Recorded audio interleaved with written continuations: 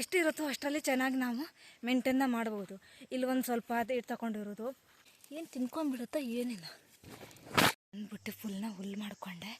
So ಇದು ಇಲ್ಲಿ ಥರ ಕಟ್ಟಬೇಕಂತ ನಮ್ಮ ಅಪ್ಪಂಗೆ ಇದ್ರ ಹಾಳೆ ನಾನು ಮಲ್ಕೊಳ್ಬೋದು, ಅಷ್ಟು ಉದ್ದವಾಗಿ ಮತ್ತು ಅಷ್ಟು ಅಗ್ಲವಾಗಿದೆ. ಎಲ್ಲರ ಹೊಟ್ಟೆನೂ ಫುಲ್ ಓವರ್ಲೋಡ್ ಆಗಿಬಿಟ್ಟಿದೆ ನೋಡಿ. ಶಿವಮಿ ಹೊಟ್ಟೆನೂ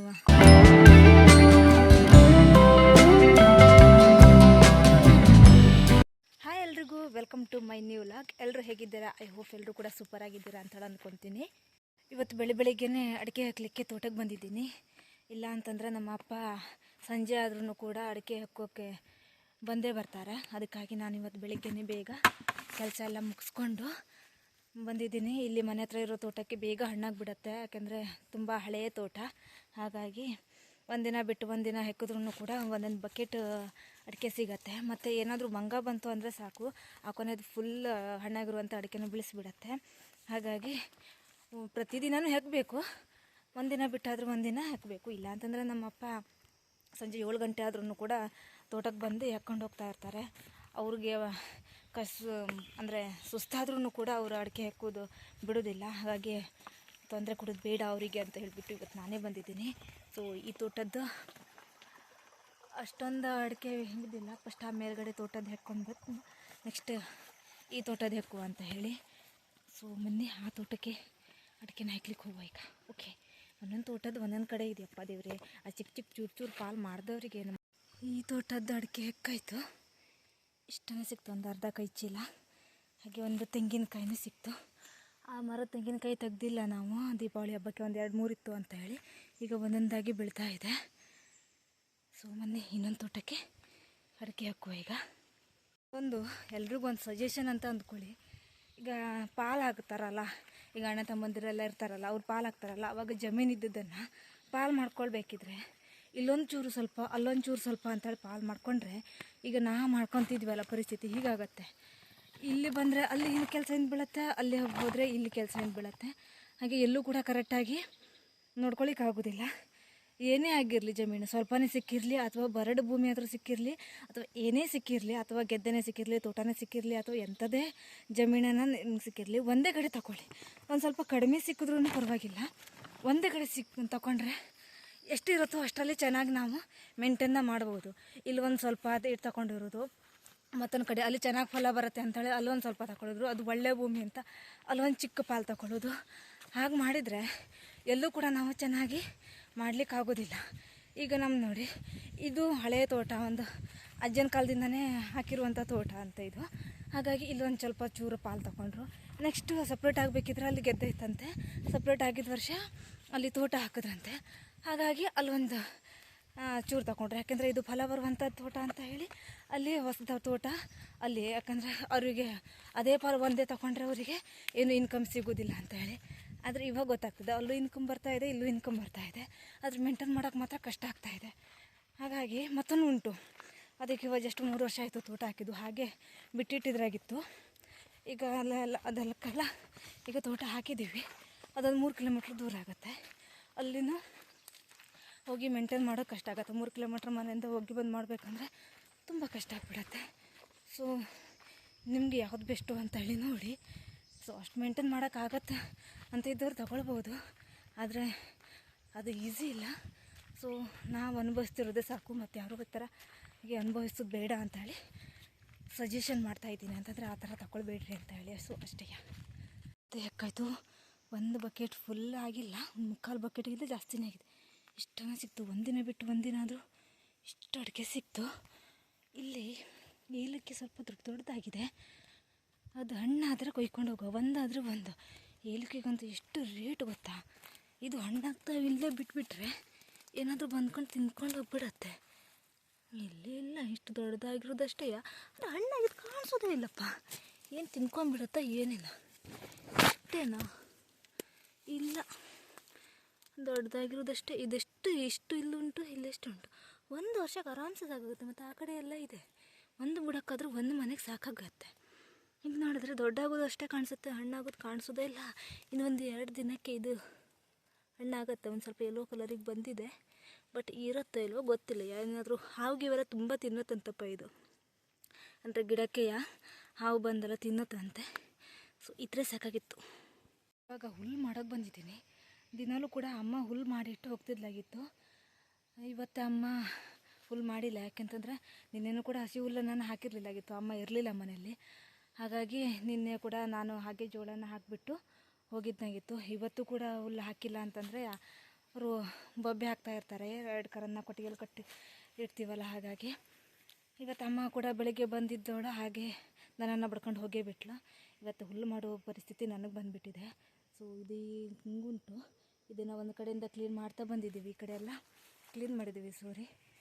ಈಗ ಈ ಕಡೆಯಿಂದ ಸೋರಿ ಕ್ಲೀನ್ ಮಾಡಬೇಕು. ಸೊ ಒಂದು ಬುಟ್ಟಿ ಆದರೆ ಸಾಕಾಗತ್ತೆ.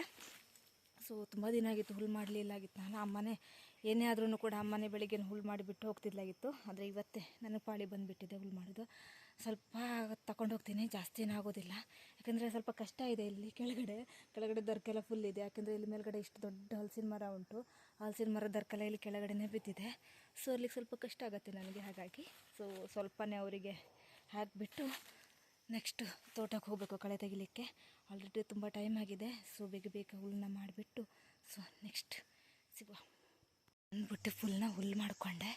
ಸೊ ಇದನ್ನು ಹಾಕಿಬಿಟ್ಟು ಸೊ ನೆಕ್ಸ್ಟ್ ತೋಟಕ್ಕೆ ಹೋಗೋದು.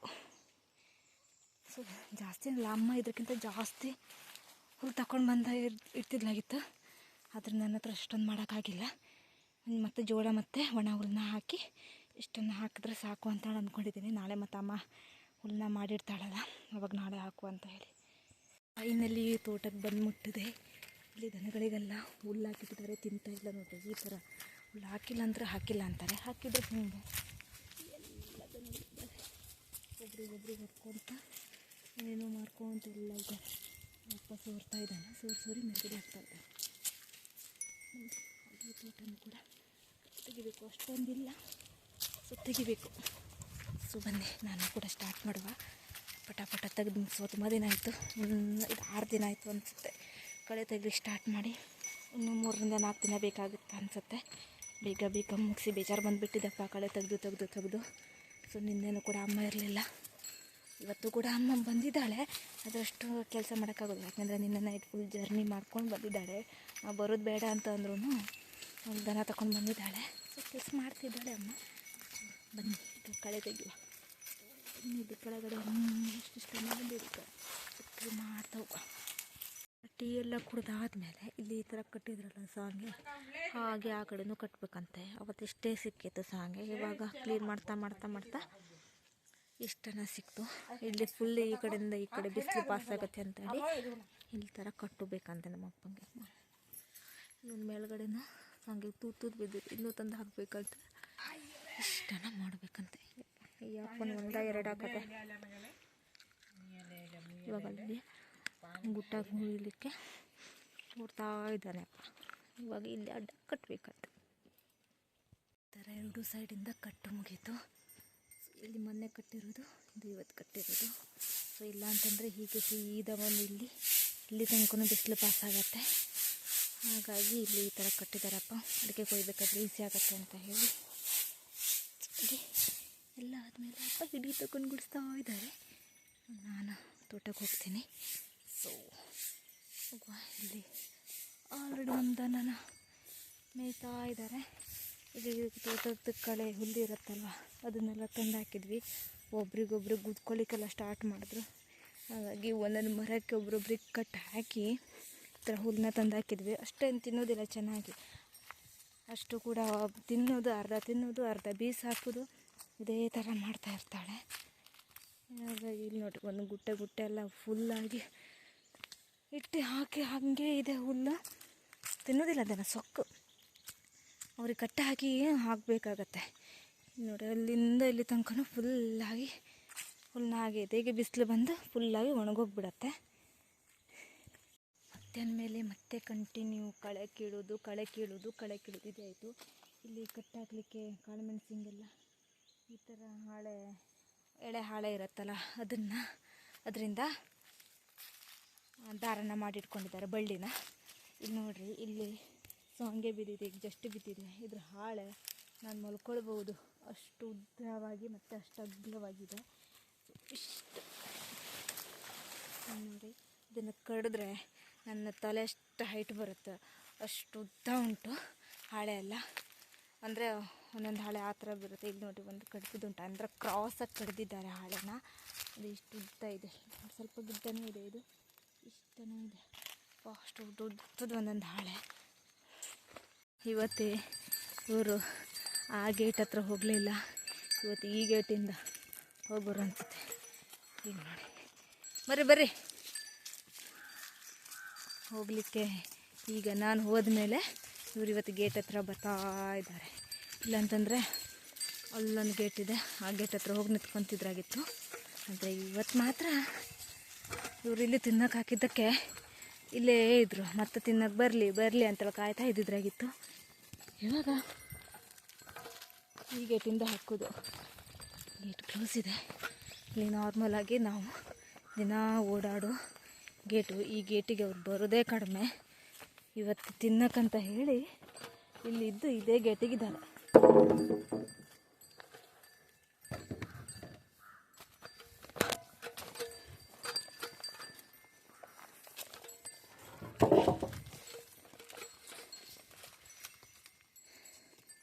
ಇವತ್ತು ಹೊಟ್ಟೆ ಫುಲ್ಲಾಗಿದೆ.